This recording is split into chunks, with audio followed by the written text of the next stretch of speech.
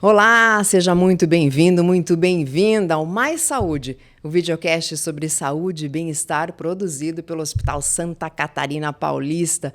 Eu sou Estela Maris Maciel, jornalista, apresentadora, e vou conduzir essa edição especial do Mais Saúde, dedicada ao Outubro Rosa, onde vamos falar sobre câncer de mama. Mas antes eu vou aqui apresentar os nossos convidados.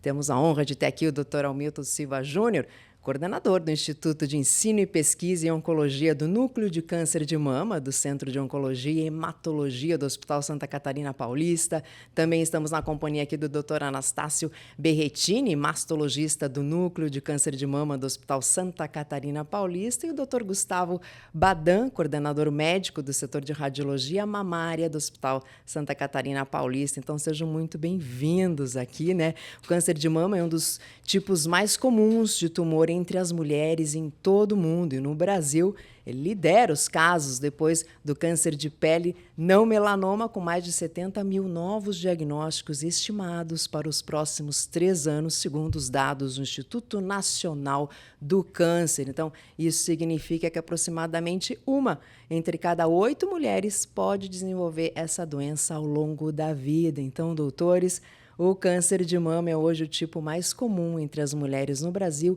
e no mundo. Então, por que essa forma de câncer atinge tantas mulheres, né? Eu já começo aqui com o Dr. Anastácio, falando então um pouquinho, doutor, sobre os fatores de riscos e causas, né, do câncer de mama. Vamos lá começar o nosso bate-papo. Então, como fatores de risco, o primeiro e mais importante é ser mulher. Nós temos aproximadamente 300 mulheres para 1 homem com câncer de mama. Segundo ponto é a idade. Quanto mais idosa a mulher vai ficando, maior é a chance dela vir a ter um câncer de mama. Depois nós já conhecemos há muito tempo os fatores reprodutivos. A mulher que começa a menstruar mais cedo, entra na menopausa mais tardiamente. Aquela mulher que não amamenta ou que engravida pouco ou não engravida, ela também tem fator de risco para ter um câncer de mama. Então, e o aumento de casos, né, entre as mulheres jovens, isso se deve à detecção precoce, doutora, ou mudança no comportamento da doença? São as duas situações, né? Nós temos hoje em dia a mulher se preocupando mais, procurando mais o médico, cuidando mais da sua saúde, a melhora dos métodos diagnósticos, mas também nós já temos dados, principalmente um dado brasileiro de um estudo chamado Amazonas, e que mostrou que no Brasil eles encontraram 40% dos diagnósticos de câncer de mama abaixo dos 50 anos. Então isso gera um alerta também para nós, para prestar mais atenção e para orientar as mulheres nessa idade a procurar um mastologista, a procurar seu ginecologista para fazer os seus exames de rotina. O que o Hamilton e o Anastácio falam é muito interessante, Stella. E antes até de falar das pacientes mais jovens, né, o Anastácio falou dos fatores de risco, mas a gente tem que lembrar dos fatores de prevenção. Como que a gente pode prevenir, de certa forma, essas mulheres diminuir a chance de ter câncer de mama, né, Anastácio? E aí vai a gente lutar contra o sedentarismo, diminuir a ingesta de bebida alcoólica, não Estilo fumar. de vida, né? Estilo de vida, que é o estilo de vida da mulher moderna, né? Que a gente tem que combater, né? Então, assim, é muito trabalho, é estresse, é poluição, são coisas que também não dá para controlar muito, mas se a gente, pelo menos, estimular a atividade física, uma dieta mais saudável, com menos gordura, mais proteína, menos bebida alcoólica, a gente vai diminuir um risco em até 30% de desenvolver não só o câncer de mama, mas como qualquer tipo de câncer, né, Anastácio? Nós temos falado tanto da atividade física, porque serve, como o Gustavo falou, como preventivo, e também para aquelas pacientes que tiveram câncer de mama, ao realizar a atividade física, a gente diminui os efeitos colaterais do tratamento e diminui a chance de uma recidiva de um câncer de mama. Então, a atividade física ela é essencial. E só complementando isso que o Badan tocou, e que é super importante, né? Porque a gente sempre tem essas dúvidas, até que ponto esses hábitos eles podem interferir, proteger ou prejudicar, ou aumentar o risco de você ter algum tipo de neoplasia, que é especificamente câncer de mama, mas o que a gente vem observando na literatura, principalmente, e esse ano, no começo do ano, já foram apresentados 2 estudos muito grandes, demonstrando que, de alguma maneira, a obesidade e o consumo de álcool na mulher, ele sim pode aumentar o risco do aparecimento de câncer de mama. Claro que a gente precisa ter um pouco de cuidado quando a gente vê esses estudos populacionais, né? E eu acho super curioso, e recentemente eu estava num grupo de discussão e falando sobre isso, porque a gente sabe que muitos desses estudos acabam sendo usados também de uma maneira um pouco sensacionalista, né? Ser jornalista, você sabe isso melhor do que mais a gente. Comercial. Mas muitos desses portais, como eles dependem de clique, né, eles gostam de colocar assim, do tipo, o álcool aumenta seu risco de câncer, de você ter uma mortalidade, enfim.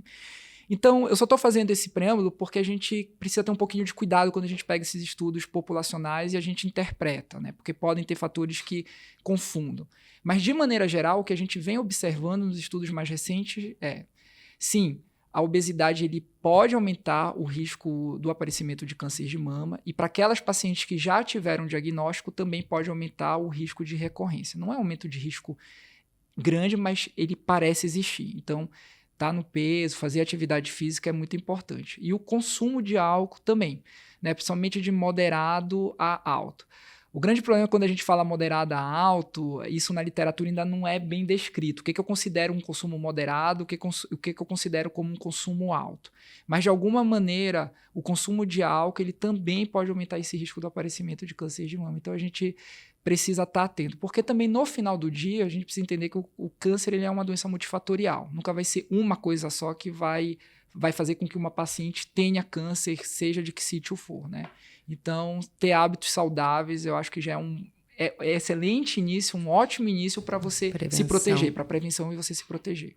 Ô Estela, um outro dado importante que o Dr. Anastácio também trouxe para a gente é esse estudo brasileiro, Amazonas Trial, porque ele mostra que na nossa população brasileira que foi estudada, o índice de câncer de mama na população mais jovem é maior do que é observado nos Estados Unidos e na Europa. Então, até menos de 50 anos, até em torno de 30% a 40% dos casos de câncer de mama acometem essas mulheres mais jovens no Brasil. E a gente estava conversando, né, Hamilton, sobre isso, acho que foi na quarta-feira essa semana, e aí o Hamilton falou também da miscigenação, né, como um fator que pode corroborar e contribuir, né, para que haja esse tipo de câncer em maior índice do que é observado nos Estados Unidos. Então, isso chama muita atenção na população brasileira e por isso que a gente tem que fazer os exames com bastante afinco e periodicidade nessa população mais jovem. E a gente conversa muito isso justamente nesse ponto, né? Não adianta você pegar um dado norueguês e achar que o perfil da paciente ou da mulher norueguesa vai ser o mesmo do Brasil, que é um país enorme, totalmente miscigenado. Então, os fatores de risco eles são diferentes, a população é diferente. Então, o ideal é que na hora que você tem uma política de rastreamento, né, você adapte para o país que você está, né? E não tentar pegar uma coisa externa e trazer para cá, porque em geral isso acaba não dando muito certo. Exato, outro estilo de vida, outro local. Bom, falamos então de prevenção, fatores de risco, e a prevenção também está ligada aos exames de rotina, né? Então vamos entrar um pouquinho na questão, acho que o pessoal de casa também fica curioso para saber em relação à mamografia, ultrassonografia, o que fazer primeiro, porque as mulheres passamos aí o caminho pelo ginecologista, se tem algum probleminha mastologista, acho que esse que é o caminho, né, doutora Anastácia? Então, falar um pouquinho, acho que o doutor Gustavo, enfim, quem pode complementar, da mamografia, da ultrassonografia, esse rastreamento, o papel de cada uma. Estela, a mamografia é o principal exame para o rastreamento do câncer de mama. A mamografia vai ter a capacidade de detectar aquele câncer de mama 6 a 10 anos antes dele ficar clinicamente palpável, de virar um nódulo e ser palpável a paciente perceber. Então é essa antecipação do diagnóstico que é o grande agregador de valor para a vida da paciente. Então, quando a gente faz o diagnóstico do câncer na sua forma mais inicial, que é o carcinoma ductal in situ, e isso vai ocorrer em mais ou menos 20 a 22% das vezes, se a gente fizer um rastreamento certinho, a gente tem uma chance de cura para aquela paciente de 99%. Se o tumor tiver aí com menos de 1 centímetro, já foi invasivo, já não é mais a fase tão inicialzinha, mas mesmo assim continua sendo inicial, e ele tem menos de 1%, menos de 1 centímetro, a gente tem um índice de cura de 95% ou um pouquinho mais até. Então, todos os esforços dos pesquisadores e dos médicos vão no sentido de que a gente faça esse rastreamento. Mas o rastreamento do câncer de mama, ele só é bom se houver uma periodicidade. Não adianta o paciente fazer e depois falar, não, eu já fiz, está normal, vou fazer meu próximo exame daqui a 5 anos, porque aí a gente perde o grande benefício do rastreamento. Então, ela tem que ser feita de forma periódica. No Brasil, a gente recomenda que se faça a cada ano, anualmente, até os 74 anos de idade. Depois a gente vai individualizar caso a caso. Se a paciente ainda estiver rígida com uma saúde boa, vamos continuar a fazer o rastreamento. Muito bem, então falando aqui de exames, detecção precoce, falamos de mamografia, ultrassonografia. A mamografia agora... Houve uma resolução do Ministério da Saúde que ampliou essa faixa etária. Então, eu gostaria que o doutor Gustavo, que participou aí ativamente dessa resolução junto ao Ministério da Saúde, comentasse da importância disso daí. Em seguida, também, doutora Anastácia, se quiser colaborar. Foi uma vitória muito importante para as mulheres, né, e para a classe médica que trabalha com a prevenção e o tratamento do câncer de mama. Porque até era uma lei de 2008, que dizia que no Brasil a mulher só deveria fazer mamografia dos 50 aos 69 anos, e a cada 2 anos. E isso limitava a população a ser rastreada. E apesar de todos os estudos que foram publicados durante todo esse tempo, nós não conseguíamos fazer essa mudança. Então, essa semana, nós tivemos essa nova legislação brasileira, em que a mulher, a partir dos 40 anos, ela vai poder fazer a sua mamografia, como o Gustavo mencionou, anualmente. Né? E até os 74 anos de idade. E é muito importante isso que a gente está fazendo aqui, porque quando a gente fala de fake news, a gente quer combater fake news, uma das coisas que mais preocupam é médicos ou não médicos em mídia social falando que a mamografia vai dar câncer. E já tem a radiação, a gente já ouve muito falar nisso. E já está mais do que provado que a mamografia não faz isso. Né? Quando nós nos deparamos com pacientes que passaram pelo câncer, que estão ótimos e que estão há muitos anos depois de um tratamento, a gente vai ver, e a grande maioria delas, o diagnóstico ele foi feito precocemente. Então, isso mostra a importância de se fazer a mamografia. Então, só reforçando o pessoal que está nos assistindo, de 40 a 74 anos agora é uma indicação para prevenção. Anualmente. Controle anual. Estela, essa foi uma grande vitória das sociedades médicas, como a Anastácia falou, né? Então, o Colégio Brasileiro de Radiologia, a Sociedade Brasileira de Mastologia e a FEBRASGO, que é a Sociedade de Ginecologia e Obstetrícia, vem lutando há uns 40 anos para que acontecesse isso, conseguisse isso. E agora, então, foi incorporada no SUS essa lei. Só que não ficou claro, Anastácio, a periodicidade. Então, o que a gente observou ali daquela lei é que o paciente pode fazer a partir dos 40 anos de idade, mas não há um incentivo para que ela faça a mamografia periodicamente, anualmente. E o SUS preconiza que, a partir dos 50 anos de idade, ela faça bianualmente. E aí ela se estendeu realmente até os 74 anos de idade. Agora, o que a gente tem que informar e conscientizar as mulheres é que, para ela, o ideal é que ela faça anualmente. É aí que a gente vai conseguir o maior benefício. Os estudos mostram que a paciente que faz o rastreamento de mama anual, frequentemente, todo ano certinho, ela tem uma chance muito maior de sobrevivência, de 50% mais do que aquela paciente que não faz o rastreamento de forma nenhuma. De se detectar alguma coisa, já combater precocemente. Porque ela tem muita chance, né? Então é anual. Se não pegou na mamografia anterior, depois de um ano pega. Então a gente vai conseguir a detecção muito precoce do câncer de mama, ajuda demais. E o ultrassom onde entraria aí, doutor? Aí, qual que é o grande problema? A mamografia não é perfeita. Ela falha, como todos os exames de imagem também falham. Só que nas mulheres que têm as mamas densas... Prótese também, que é uma outra situação, mas nas mulheres que têm as mamas densas, que corresponde a mais ou menos 50% da população de mulheres que tem o rastreamento do câncer de mama, nessa população, a mamografia ela tem uma sensibilidade muito menor, ela pode falhar. Ela pode falar que o exame não tem nada e a paciente ter câncer de mama. Então, para essas mulheres, que corresponde a mais ou menos 50% da população rastreada, a gente indica um método de imagem complementar que possa complementar aonde a mamografia vai falhar. E o principal método complementar que a gente tem aqui no Brasil, para esses casos de mamas densas, é a ultrassonografia. Então, ela vai ajudar demais as mulheres nesse sentido e a gente aumenta muito a chance de detecção do câncer de mama com menos de 1 centímetro, que são os tumores mais iniciais de câncer de mama, e aí que entra o ultrassom. Naquelas mulheres que têm a mama mais adiposa, que já são um pouquinho mais velhas, aí nem precisa fazer ultrassom. Mas as mulheres com mamas densas, mamografia mais ultrassom é o casadinho que é imbatível aqui no Brasil para a população que tem risco habitual. Eu posso só puxar aqui, que eu acho que é Claro. uma informação importante também, e uma dúvida que eu vejo todo dia no consultório, acredito que o Anastácio também, porque muitas mulheres acreditam que a ressonância é o melhor exame para se ver a mama. E o que eu sempre comento com elas e informo é, olha, a questão é, cada exame desse tem um objetivo, e ele foi feito para ver uma determinada informação. Não é uma questão de um ser o melhor do que o outro, mas a mamografia ela é muito boa e importante para ver um tipo de coisa, o ultrassom é outro, a ressonância é outro. Eu queria que você comentasse um pouquinho sobre isso, né?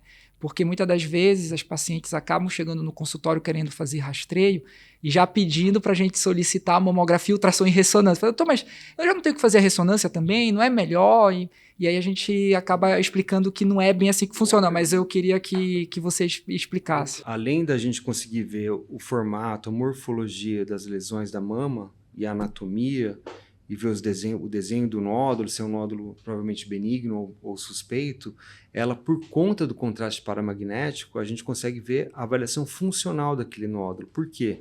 Porque o câncer de mama, como todo câncer, ele aumenta a vascularização. Então, se tem mais vaso nutrindo aquele tumor vai realçar na ressonância. Então, além dela fornecer anatomia, ela vai fornecer informações adicionais que só a ressonância vai fornecer. Então, é um método excelente.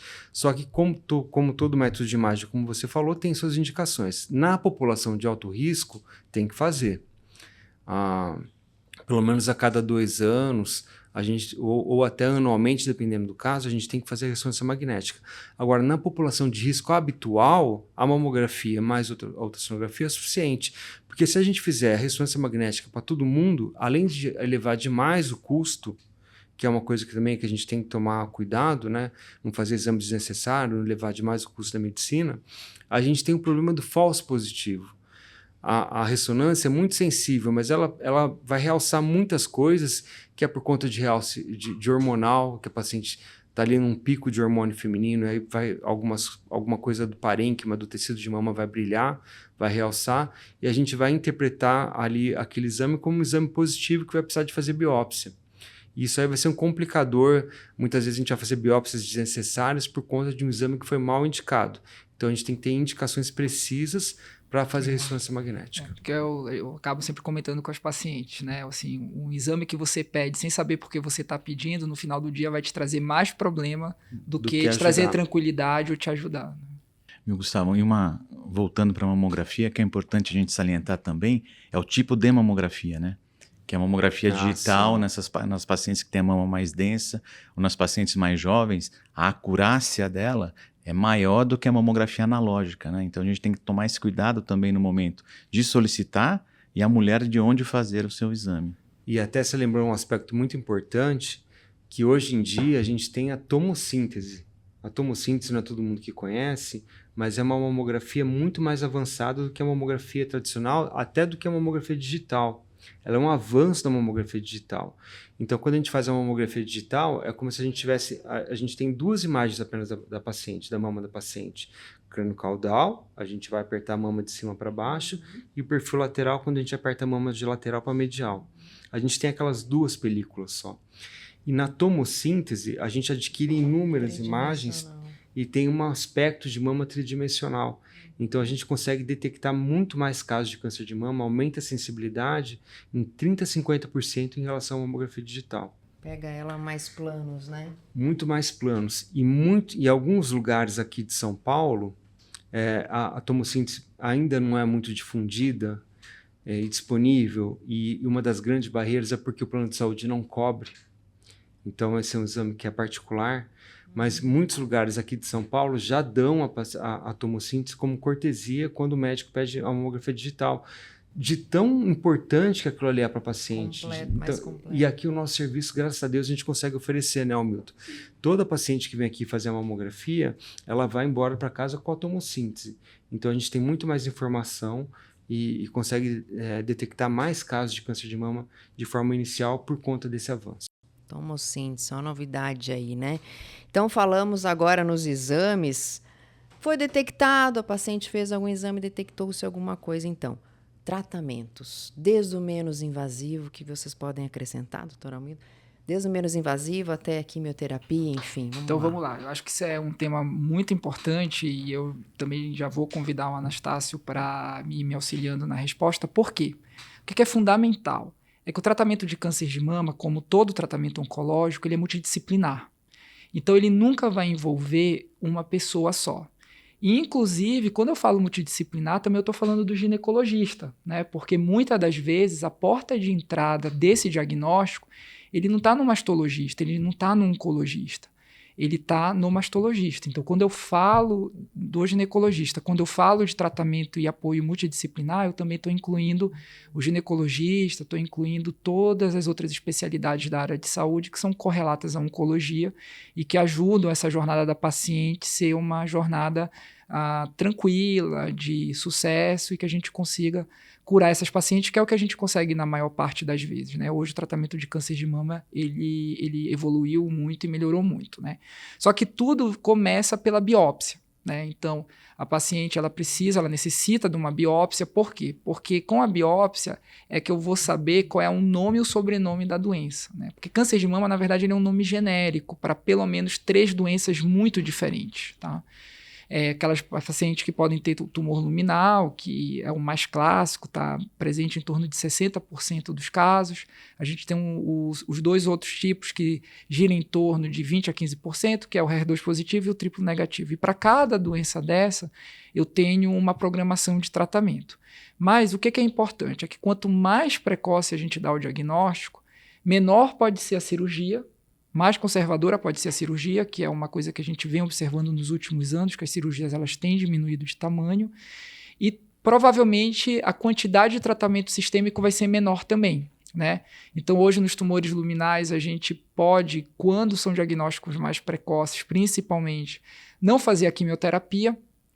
E para pacientes que têm tumores triplo negativos e HER2 positivo, que são as doenças que a gente mais precisa fazer quimioterapia, se a gente também dá um diagnóstico precoce, muitas das vezes a gente consegue fazer menos quimioterapia, vamos dizer assim, né? A gente pode desintensificar esse tratamento sistêmico. Mas, novamente, tudo isso começa no rastreio, começa quando suspeito, numa biópsia bem feita, bem indicada, né? Porque a gente precisa lembrar que a gente tem alguns tipos de biópsia. A biópsia para mama, ela não é só biópsia de mama, ela pode ser uma COR, pode ser uma mamotomia.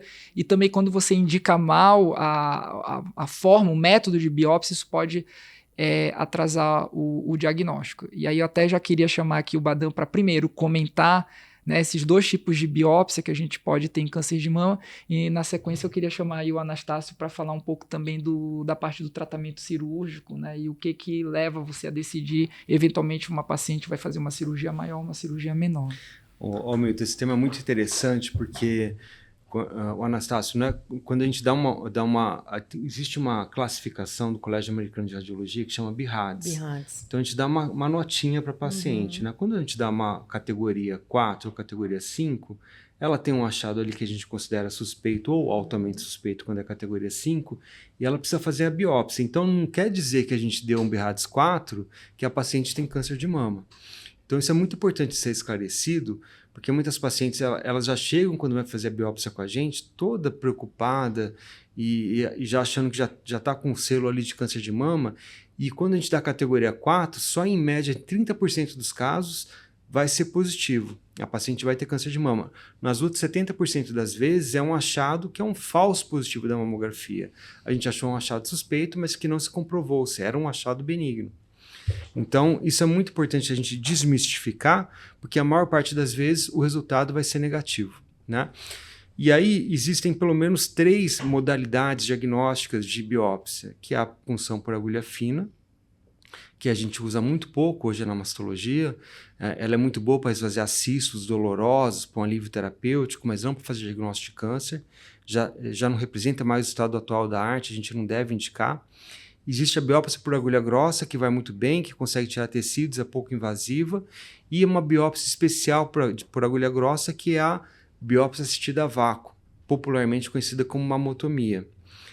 Essa vai muito bem em casos especiais específicos de câncer de mama, como calcificações suspeitas, como lesões sólido-císticas, ultrassonografia, que a gente imagina tratar-se de lesão papilífera. Então, situações especiais, situações onde o achado suspeito só é visto na ressonância magnética, então a gente vai fazer a biópsia assistida a vácuo. Para todos os outros casos, a core biópsia, que é a biópsia por agulha grossa, vai resolver. E com relação ao tratamento cirúrgico, como nós temos comentado, a mamografia ela é importantíssima, porque um tumor diagnosticado inicialmente, a paciente não vai precisar sofrer uma mutilação. Ela vai fazer uma cirurgia que nós chamamos de conservadora de mama. Inicialmente ela era chamada de quadrantectomia. Então sempre quando a gente vai conversar com o paciente, fala, doutor, vou fazer uma Hoje, se ela tiver um tumor inicial, nem um quadrante, nem um quarto da mama dela é retirado. E já está mais do que provado que realizar uma cirurgia conservadora ou realizar uma mastectomia, em termos de cura, a chance é igual. Então, óbvio que nós lutamos para que a mulher preserve a mama dela. Tendo um diagnóstico inicial, ela fazendo uma cirurgia conservadora, ela evita uma cirurgia de reconstrução que existe, mas que se a mulher puder evitar, melhor para ela. Como o Milton falou, um diagnóstico inicial diminui também a intensidade do tratamento que vem depois, né? Então, o tratamento cirúrgico ele é parte integrante. Em algumas situações, nós começamos com ele. Em outras situações, como o Milton falou, em tumores HER2, em tumores triplo negativos, que certamente ela receberá quimioterapia, primeiro ela começa com esse tratamento, depois ela parte para uma cirurgia. Ô, Anastácio, quando você fala de quadrantectomia, setorectomia, para os pacientes entenderem, né? Se a gente imaginar que a mama é uma laranja, a setorectomia seria como se a gente fosse tirar um gomo da laranja? Mais ou menos isso? Então, quer dizer, a região onde está não fica tão, comparativamente com a outra mama, fica bem ok, não vai ficar com muita assimetria, provavelmente vai ficar tranquilo. Hoje, o que nós fazemos com a retirada do tumor? Há 30 anos atrás, nós tínhamos que retirar aquele tumor e o que nós chamávamos de margem de segurança. Era 2 centímetros em volta de todo esse tumor. Hoje, essa margem de segurança diminuiu bastante. Então, diagnosticando um tumor inicial com uma menor margem de segurança, como o Gustavo falou, a quantidade de tecido retirada é menor. E retirando uma quantidade menor, nós iremos preservar essa simetria. Existem técnicas que nós fazemos também de remodelamento ali no intraoperatório, em que você diminui muito qualquer defeito que apareça com tratamento cirúrgico. Dá para esconder a cicatriz? É possível, né? Nós podemos fazer cicatrizes em regiões chamadas de regiões estéticas, né? Em região axilar, em região abaixo da mama, como se fosse uma colocação de uma prótese, cicatrizes em volta da areola, onde você minimiza aquilo ali, né? Muitas vezes, né, Gustavo, o paciente vai fazer um ultrassom com você e você fala, mas cadê a cicatriz, né? Eu não estou conseguindo encontrar. Sim. E ela vem precedida da quimio e da rádio para diminuir o tamanho dele, justamente preservar essa margem? Como que depende, né?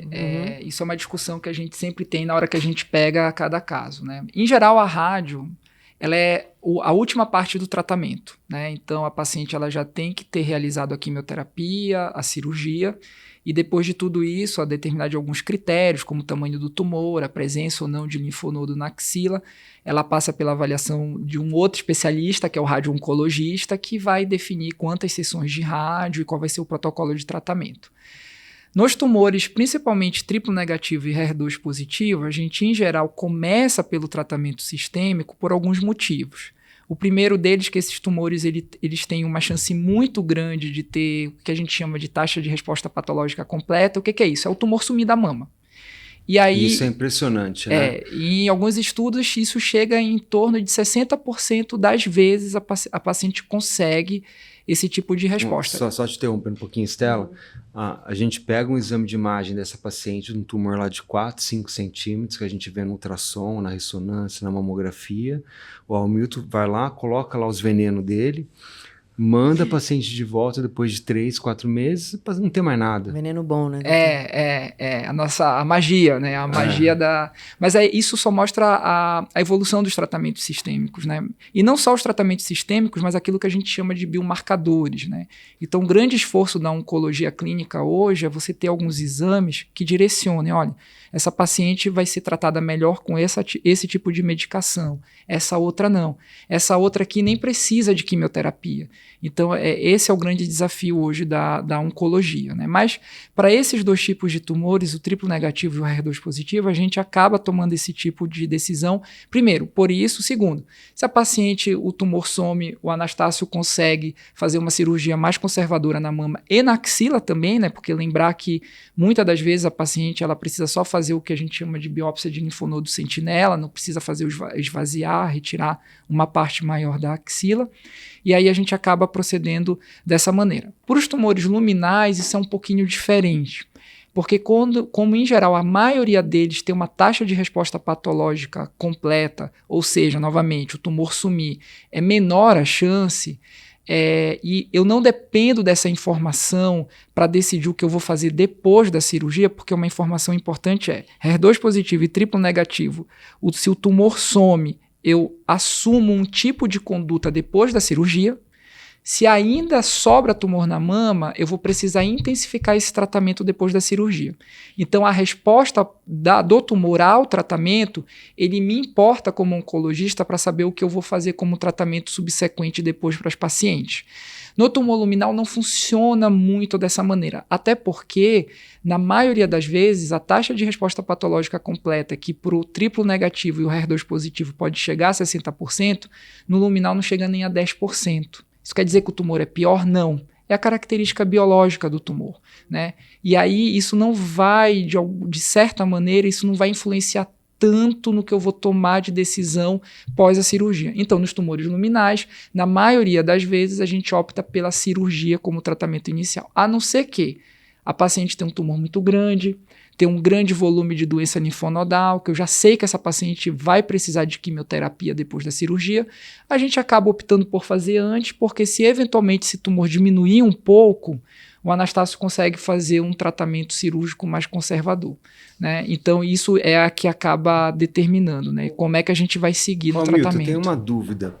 Nas pacientes mais idosas que têm um câncer de mama hormonal, que é o luminal, ela vai precisar de fazer hormonoterapia em todos os casos, mesmo acima de 70 anos, 80 anos? Os tumores luminais, de maneira geral, e o que caracteriza o tumor luminal é justamente, né, na imunistoquímica, né, só relembrando o que a gente comentou no início, né, que é o que, no final, é o que determina o que a gente vai fazer de planejamento. Os tumores luminais, eles, de maneira geral, eles precisam ter a complementação com uma endocrinoterapia, porque é o tratamento que é um dos tratamentos mais importantes na oncologia, né? É o tratamento que mais curou pacientes oncológicas na história da oncologia. Sim, elas precisam, né? Mas só que tudo, e é super importante a gente deixar aqui reafirmado isso, que a idade cronológica hoje na oncologia, ela tem uma relevância menor. O que importa é a funcionalidade da paciente. Então, assim, se eu tenho uma paciente com um baixo risco de recidiva, ou seja, era um tumor menor que 1 centímetro, linfonodo negativo, que tem índice de proliferação baixo, e essa paciente tem 85 anos e é super frágil, bem, talvez eu não faça o tratamento, porque ainda assim esses tratamentos eles podem ter efeitos colaterais. Agora, se é uma paciente de 80 anos, a mesma situação, mas super funcional, tem uma expectativa de vida ainda pela frente de mais de 10 anos, né? Tudo isso a gente tem como calcular, né? Principalmente com uma especialidade que na oncologia vem crescendo muito, que é a oncogeriatria. Então aqui a gente até consegue ter isso, porque a gente tem um núcleo também especializado em oncogeriatria, e a oncogeriatra, a Maria Laura, que faz esse trabalho para a gente, ela já me dá todas essas informações, né? Qual é a funcionalidade da paciente, quantos anos de vida ainda essa paciente tem pela frente.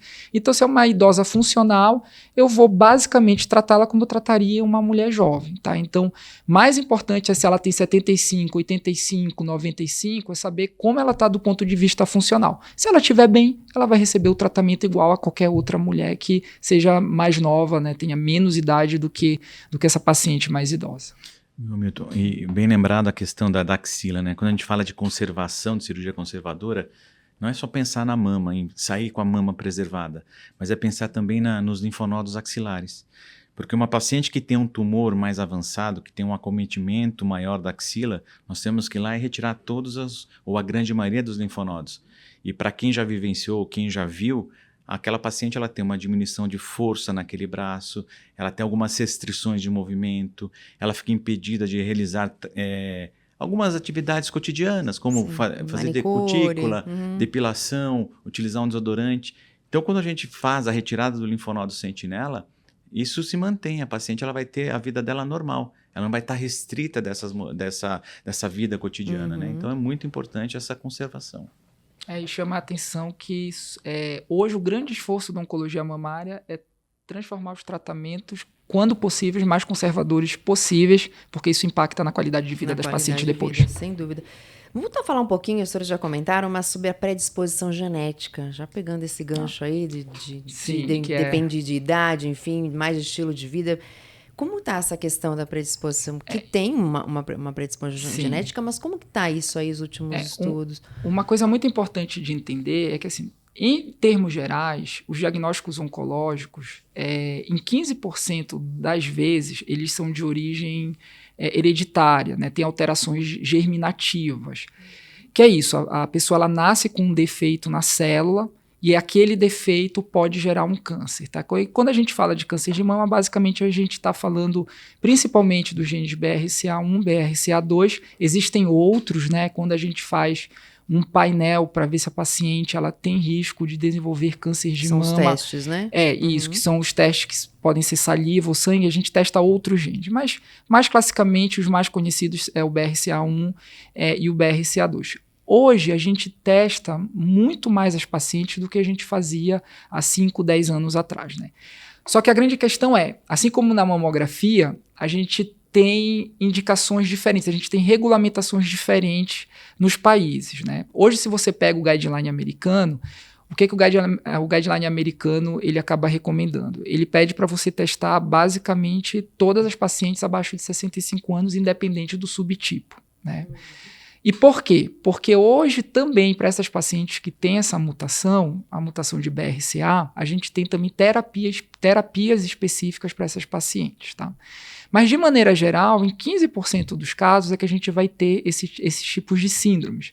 A grande maioria das pacientes vão ter tumores esporádicos. Isso quer dizer o quê? Que a gente não consegue determinar por que aquela paciente teve câncer de mama. Só que isso é tão importante em câncer de mama, porque isso não só pode definir que tipo de tratamento sistêmico eu posso fazer, como também pode definir qual é o tipo de cirurgia que eu necessito fazer, porque eu preciso decidir, eu preciso julgar se é necessário fazer cirurgias profiláticas, mastectomia contralateral da mama que não está doente, tirar os ovários pelo risco de câncer de ovário. Por quê? Porque para ovário a gente não tem política de rastreio, né? Nunca, até o momento, não se descobriu uma forma de você, através dos exames de imagem, dar diagnóstico precoce de câncer de ovário. E principalmente também por causa do aconselhamento familiar, né? Porque você vai detectar familiares que podem ter também essa alteração, e aí você, de maneira precoce, coloca em políticas, numa estruturação de rastreamento para você dar o diagnóstico precoce de câncer, caso algum familiar ele tenha o diagnóstico. A questão é que no Brasil, né, pelo rol da ANS, você tem ainda uma sistematização que você depende do número de familiares de primeiro grau, a testagem mais ampla, abaixo de 60 anos, ela só está autorizada para pacientes que têm tumores triplo negativos, que representam aí em torno de 15% dos cânceres de mama. Então, a gente ainda tem uma diferença relacionada à indicação. A grande vantagem é que os testes hoje eles estão muito mais baratos, né? Com R$ 1.500, que eu sei que não é barato R$ 1.500, mas esses testes já chegaram a custar 15, 18, 20 mil reais. Mas com R$ 1.500, parcelado aí em 10 vezes, os pacientes conseguem fazer a testagem particular, né, sem necessitar da liberação do plano de saúde. Mas isso é uma fase fundamental na estruturação do tratamento das pacientes. Doutor, acho que o pessoal de casa lembra, quem nos assiste lembra, temos uma atriz famosa. Angelina Jolie. Isso é comum, é mais lá fora, de realmente retirar a mama, tô tranquila, porque tem um histórico forte aí, familiar de câncer. Como que é isso? O histórico familiar, bem, isso também é um assunto bem interessante, mas é um desenvolvimento que ainda é um conhecimento que ainda está sendo desenvolvido na oncologia, porque a gente sabe que também que tem pacientes que às vezes não têm alterações nos exames, nos testes germinativos, mas podem ter um risco maior de desenvolver câncer de mama. Às vezes pode ser também uma questão de detecção que ainda os métodos não conseguem explicar para a gente, tá? Mas, de maneira geral, para que a gente indica, e aí o doutor Anastácio está aqui do meu lado, ele vai me corrigir se eu falar alguma coisa errada, mas, em geral, quem a gente indica mastectomia profilática ou retirada profilática do tecido mamário? São para as pacientes que têm alteração germinativas, né? Se a paciente ela não tem nenhuma desse tipo de alteração, a gente já tem uma série de estudos na literatura mostrando, olha, você tem um risco habitual e teve um câncer de mama. Não tem nenhum tipo de alteração germinativa, não tem mutação do BRCA. Você retirar a outra mama não te traz benefício adicional nenhum. Isso é diferente de uma paciente que tem a mutação. A mesma coisa para o ovário. Se a paciente ela não tem nenhum tipo de alteração germinativa, a retirada do ovário não vai te trazer um benefício adicional de proteção para câncer. E a gente precisa lembrar também que, apesar dos tratamentos cirúrgicos serem muito mais seguros, são procedimentos, né? E podem ter efeitos colaterais. É como o exame que a gente comentou agora há pouco. Você solicitar um exame sem saber por que você está solicitando, no final do dia vai te trazer mais problema do que te ajudar. Você fazer um procedimento cirúrgico ou indicar um procedimento cirúrgico sem uma indicação precisa pode te trazer mais problemas do que ajudar. Então a gente precisa ter bastante cuidado na hora que a gente indica esse tipo de procedimento para os pacientes, né, Anastácio? Colocar na balança, né, doutor? Eu sempre brinco com as pacientes que diariamente eu recebo 1 a 2 querendo tirar as mamas. Elas chegam, né, Gustavo? Eu quero tirar as mamas para não ter câncer. Então a primeira coisa é saber se ela tem risco ou não. Se ela tiver esse risco aumentado, fazer essa testagem genética e a partir da testagem saber se ela tem indicação de realizar esse procedimento. E que hoje nós chamamos de cirurgia redutora de risco. Porque mesmo ela fazendo essa cirurgia, ela diminui a chance dela de 90% a 93%. Não é 100% de evitar um câncer de mama. E como o Milton falou em realizar o procedimento, nós iremos fazer uma cirurgia como se ela tivesse câncer, ela não sendo portadora de câncer. Então você tem os riscos, as complicações, as dores, as chances de insucesso que existem. E que não é uma cirurgia estética, é muito importante lembrar disso também, né? Porque a cirurgia, apesar dessa área também da mastologia ter se desenvolvido, que é a oncoplástica, né? Mas não é uma cirurgia estética, né? Então também isso precisa ser pontuado para as pacientes. Claro. Uma decisão difícil, né? Sim, falando em difícil, então, tratamento de câncer, tem toda a parte do organismo, a parte médica, mas qual a importância, eu queria ouvir dos senhores aqui, da rede de apoio para o paciente, né? A rede de apoio ela é fundamental, né? Como eu comentei previamente, o tratamento ele é multidisciplinar. E quando a gente fala de multidisciplinar, também a gente fala da rede de apoio, né? Por quê? Porque é uma jornada. Tudo isso é uma jornada. E como a gente está falando de tratamento médico, apesar de todo o esforço que a gente faz para os pacientes não terem efeitos colaterais, não passarem por nenhum tipo de fragilidade, eventualmente isso ainda pode acontecer, né? E a gente sabe que se você tem uma rede de apoio que seja familiares, que seja amigos, isso daí faz toda a diferença, mas também faz parte dessa rede de apoio a equipe de saúde, né? Então você está dentro de um serviço onde você possa ter uma enfermeira navegadora, que é a enfermeira que vai fazer uma gestão de todos esses procedimentos que você precisa realizar, que você tem psicólogo, psiquiatra, fisioterapeuta. Isso, no final, faz muita diferença para os pacientes. Cada um na sua expertise, né? Exatamente. E contribuindo em conjunto, né? Claro. E como funciona, doutores, a gravidez? Tudo bem? tive um câncer, tratei, estou controlado, que é o acompanhamento médico importante, né? Como funciona a gravidez depois de um câncer A gravidez de mama? ela é segura após o tratamento, principalmente o tratamento sistêmico, né? A grande questão da gravidez, que isso a gente precisa também deixar bem claro para as pacientes e lembrar, é que antes de você, principalmente quando você precisa fazer quimioterapia, quando o seu tratamento é só cirurgia ou não envolve nenhum tipo de tratamento sistêmico como a quimioterapia, é um pouco mais tranquilo. Mas se envolve quimioterapia, existe uma parte fundamental que é o aconselhamento de fertilidade. Porque a quimioterapia ela pode atrapalhar a fertilidade da mulher. Então, em geral, como é que a gente costuma fazer, né? Somente aqui no nosso serviço. Então, assim, a paciente ela é pré-menopausa. O que é pré-menopausa? Aquela paciente que ainda menstrua. E ela não tem prole constituída ou ainda deseja ter filhos, a gente precisa ver como é que está a reserva ovariana dessa mulher. Por quê? Porque pode ser que essa paciente precise fazer algum tipo de procedimento para poder preservar essa fertilidade, seja a coleta de óvulo, a gente eventualmente pode fazer isso com algumas medicações que fazem com que a paciente pare de menstruar durante o tratamento oncológico, mas o sucesso da gravidez ela depende muito da idade da paciente, né, pós-tratamento, depende da idade da paciente ou se essa paciente fez quimioterapia ou não, tá?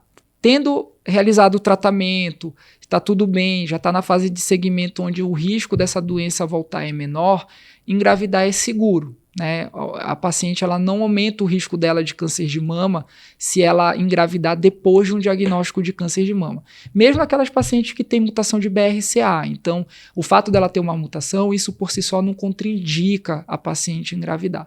A grande questão é que isso precisa ser planejado. E aí uma série de questões são importantes. Primeiro, qual é o risco de recidiva? Em que momento você vai decidir a gravidez? Por quê? Porque a gente, quando a paciente tem um diagnóstico, ela não pode também engravidar um ano depois do término do tratamento ou do segmento. A gente precisa dar um espaço, entender como essa paciente vai ficar, exatamente, né? Para daí a gente fazer esse planejamento de gravidez. Mas sim, é possível, é seguro e não aumenta o risco do câncer de mama voltar.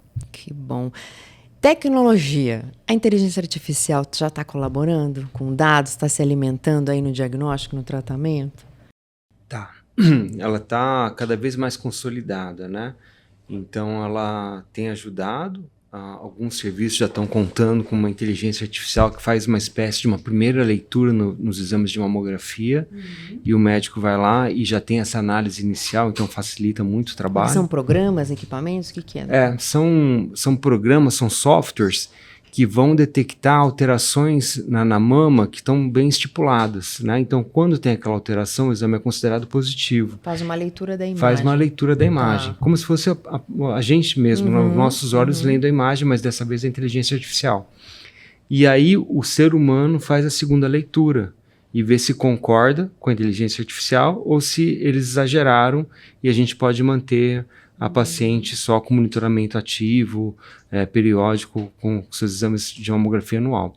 Então ela vem contribuindo. E isso, de certa forma, vai ser muito bom, porque vai poupar o médico de ficar só com seu tempo voltado aos exames de mamografia, e ele vai poder interagir com os outros especialistas, né? Então ele vai poder usar o tempo dele, que ele estaria ali dedicado àquele exame, a imagem, e vai poder conversar com o Dr. Anastácio, que é o cirurgião, com o Dr. Hamilton, que é o oncologista, né? Que a gente já faz esse trabalho, mas a gente vai ter uma possibilidade de ampliar, de conversar com muito mais especialistas multidisciplinares por conta da ajuda da inteligência artificial. Explicar por que vai fazer a biópsia, conversar bastante com a paciente, olha, vamos fazer dessa forma a sua biópsia, a expectativa é que seja assim. Então, aquele tempo que a gente está economizando com o exame, a gente vai poder dedicar a outras áreas.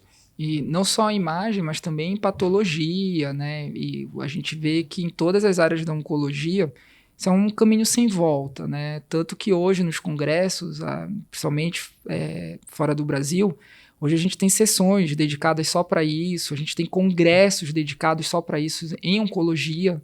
Então, não só na imagem, mas como na patologia e na ajuda também de entendimento de dados que você tem dos pacientes para... porque o que acontece? A inteligência artificial é isso, ela acaba também um dos trabalhos, né? Ela vê padrões que às vezes, muitas das vezes a gente que é ser humano acaba não conseguindo ver. Então, acho que ela é uma ferramenta muito importante, tanto na decisão diagnóstica, como na análise de dados, como na avaliação de imagens, e o que a gente vai ver cada vez mais é a incorporação, inclusive na ajuda de pacientes no cuidado, né? Então, hoje, como também a gente tem muita informação, e a informação, ela querendo ou não, ela está um pouco diluída e às vezes é difícil você ter um trabalho assim, de curadoria para paciente no sentido de, olha, procura informação aqui, essa informação é confiável.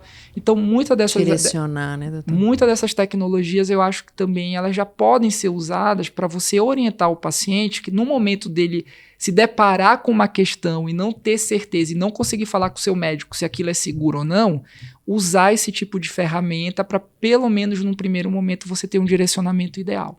Então, eu acho que é uma coisa que, como o Badan falou, que vai ajudar muito a gente como médico, até para economizar um pouco do tempo em coisas que a gente tinha antes, precisava gastar e tirava o nosso tempo de conversa com o paciente para a gente poder dedicar mais nessa interação com o paciente. O que a inteligência artificial não faz, né, Estela, é essa interação. Né? É o lado humano que não vai ser substituído. Nunca, não tem como ser substituído. Mas a inteligência artificial não é perfeita. Ela também falha, assim como a gente falha, ela também pode interpretar incorretamente. Se a gente for considerar, por exemplo, que o Waze é uma inteligência artificial, hoje eu estava com a minha filha, mais cedo, a gente estava vindo para cá, e a gente estava numa avenida e ia acessar a 23 de maio. E aí eu falei para ela, olha, o Waze está falando para a gente acessar pela esquerda aqui para cair já direto na 23 de maio. Mas se a gente pegar uma alça aqui, ó, você vai ver que a gente vai muito mais rápido. E foi assim.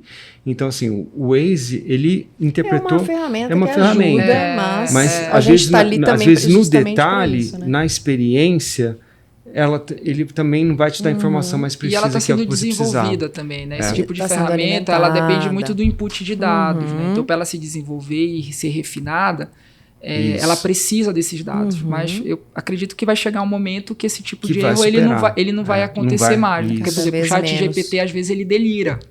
Né? Ele te dá a informação. Por quê? Porque ele não é bem um buscador, que é super interessante. Ele não é um buscador de informação como o Google. Né? Apesar do Google agora também estar usando inteligência artificial, mas ele não é um buscador exatamente. Né? Na verdade, o que ele tenta fazer é predizer as próximas perguntas que você vai fazer.